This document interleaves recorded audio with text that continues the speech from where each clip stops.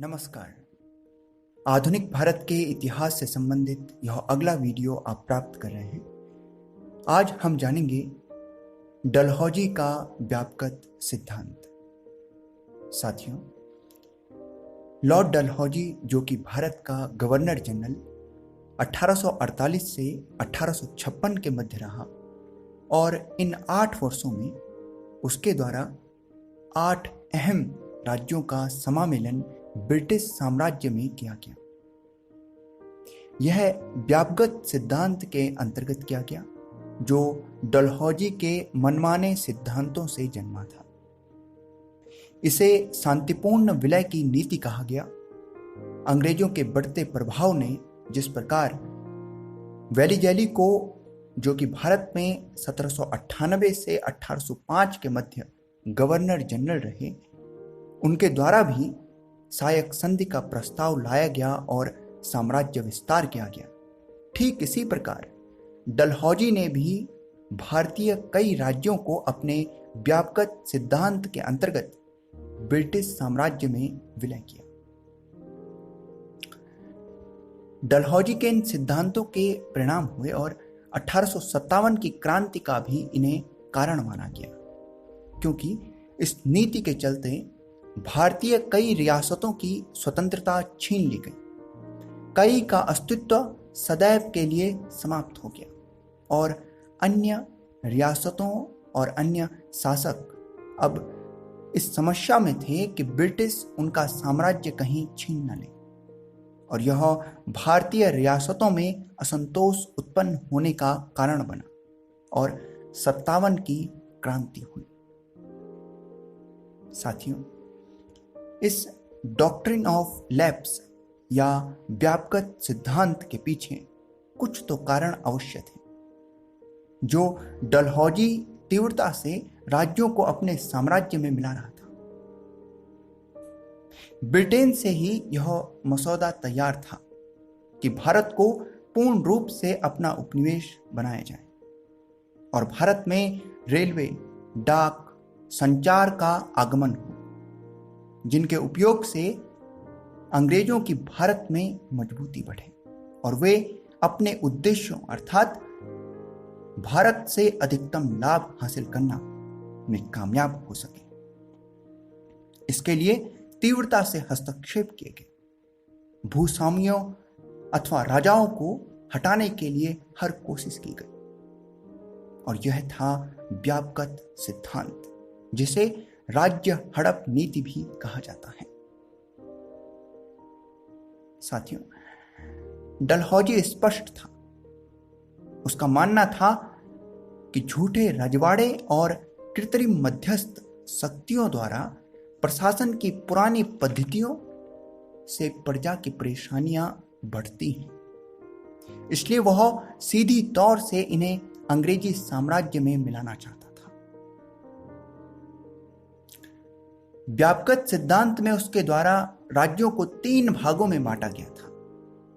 पहला, वे राज्य अथवा रियासतें जो सर्वोच्च सत्ता के अधीन नहीं थी और ना ही कभी कर अदा करती थी। दूसरी, वे रियासतें जो पहले तो सर्वोच्च सत्ता के अधीन थी या मुगलों के या मराठों के सत्ता के अधीन थे और अब अंग्रेजों के अधीन आ गए। और तीसरी, वे रियासतें जो अंग्रेजों द्वारा निर्मित की गई, जैसे सतारा राज्य, जो तृतीय आंग्ल मराठा युद्ध में अंग्रेजों के जीत जाने के बाद उनके द्वारा मराठों के साम्राज्य से अलग किया गया और उसे छत्रपति शिवाजी महाराज के वंशज प्रताप सिंह को सौंप दिया गया था। इस प्रकार वह उन सभी रियासतों को अंग्रेजी साम्राज्य में विलय करना चाहता था जो कि अब तक उसके अधीन नहीं थी। साथियों, इन 3 प्रकार के राज्यों में वे जो स्वतंत्र थे अर्थात कर अदा नहीं करते थे, व्यापगत सिद्धांत में इन पर हस्तक्षेप नहीं किया गया, किंतु अन्य 2 प्रकार के राज्यों पर व्यापगत सिद्धांत से हस्तक्षेप किया गया। इसमें वे राज्य जो मुगलों के अधीन थे या पेशवा के अधीन थे और अब अंग्रेजों के अधीन हैं, क्योंकि अंग्रेजों की उनके साथ तब संधियां हुई थी, जैसे सहायक संधि, और इस कारण से वे राज्य किसी तरह से तो अंग्रेजों के हस्तक्षेप में थे या आधिपत्य में थे। इस प्रकार के राज्यों के लिए व्यापगत सिद्धांत के अंतर्गत यदि राजा की कोई अपनी जैविक संतान नहीं है तो राज्य में राजा का वंश बढ़ाने के लिए पुत्र गोद लेने के लिए कंपनी अथवा गवर्नर जनरल से अनुमति प्राप्त करनी होगी। इसके अलावा तीसरे प्रकार के राज्य जो ब्रिटिशों द्वारा निर्मित किए गए थे, उनके लिए स्पष्ट रूप से गोद लेना निषेध कर दिया गया। अर्थात यदि उन राज्यों के राजा की अपनी कोई जैविक संतान ना हो और वह वंश आगे बढ़ाने के लिए गोद लेना चाहें तो वह ऐसा नहीं कर सकते थे। साथियों, इसीलिए व्यापगत सिद्धांत को गोद निषेध नीति भी कहा जाता है। इस सिद्धांत के अंतर्गत जिन अहम राज्यों को डलहौजी ने अपने साम्राज्य में शामिल किया, उनके विषय में हम सामान्य रूप से जानेंगे।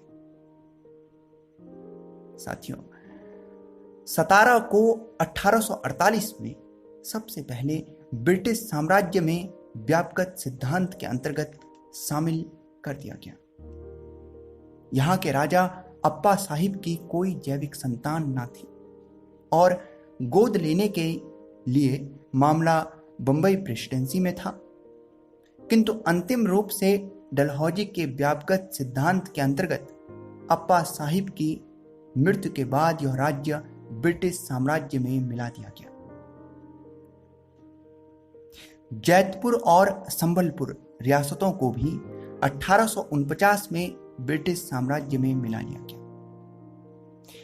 बाघाट रियासत का विलय 1850 में ब्रिटिश साम्राज्य में कर दिया गया।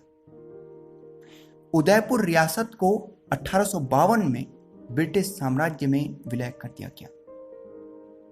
झांसी रियासत को 1853 में ब्रिटिश साम्राज्य में विलय कर दिया गया। साथियों, हम जानते हैं झांसी की महारानी लक्ष्मीबाई राजा गंगाधर राव की मृत्यु के बाद उनकी विधवा पत्नी महारानी लक्ष्मीबाई और उनके गोद लिए पुत्र को ब्रिटिश सरकार द्वारा उत्तराधिकारी स्वीकार नहीं किया गया, क्योंकि यहां पुत्र गोद लेने के लिए गवर्नर से अनुमति की आवश्यकता थी और झांसी को भी ब्रिटिश साम्राज्य में मिला लिया गया। नागपुर रियासत को 1854 में ब्रिटिशों द्वारा अपने साम्राज्य में मिला लिया गया। इसके बाद अवध रियासत को 1856 में ब्रिटिशों के द्वारा अपने साम्राज्य में विलय कर दिया गया। साथियों, हमें जानना चाहिए, क्योंकि अवध एक महत्वपूर्ण रियासत थी। अवध के नवाब सादत खां के समय में अवध ने अंग्रेजों के साथ सहायक संधि कर ली थी। इसके बाद जब तक अंग्रेजों ने मराठों को नियंत्रण में लिया, तब तक अंग्रेजों ने अवध को मध्यवर्ती राज्य की भूमिका में रहने दिया। अवध की स्वतंत्र राज्य के रूप में घोषणा सादत खां बुरहान मुल्क ने 1724 ईस्वी में की थी, जो कि अवध में मुगलों के सूबेदार थे। 1764 के बक्सर के युद्ध के समय शुजाउद्दौला अवध के नवाब थे और इस युद्ध में उन्हें पराजय मिलती है। वाजिद अली शाह अवध के अंतिम नवाब थे, जिनका समयकाल 1847 से 1856 था। 1856 में इन्हीं पर कुशासन का आरोप लगाकर अवध को ब्रिटिश राज्य में विलीन कर दिया गया। साथियों, डलहौजी के शासन में केवल राज्य हड़प नहीं हुए, बल्कि पेंशन और पदों को भी हड़प लिया गया। पेशवा बाजीराव द्वितीय, जिन्हें कानपुर के पास बिठूर विस्थापित कर दिया गया था और उनसे यह वादा कर कि उन्हें पेशवा माना जाएगा और पेंशन दी जाएगी। उनकी मृत्यु के बाद उनके पुत्र धोंदू पंत या नाना साहब को पेशवा नहीं माना गया और पेंशन भी बंद कर दी गई, यह कहकर कि बाजीराव द्वितीय को पेशवा होने के कारण पेंशन नहीं दी जाती थी, बल्कि व्यक्तिगत रूप से पेंशन दी जाती थी। इसी के चलते पेशवा बाजीराव द्वितीय के दत्तक पुत्र नाना साहब असंतुष्ट थे और आने वाली 1857 की क्रांति में उनके द्वारा कानपुर से विद्रोह का नेतृत्व किया गया। इसी प्रकार कर्नाटक के नवाब तंजौर के राजा के भी पद या उनके उत्तराधिकारी को स्वीकार नहीं किया गया। डलहौजी ने तो दिल्ली के बादशाह बहादुर शाह जफर को भी गद्दी से हटाने का प्रयास किया, किंतु वह सफल नहीं हो सका।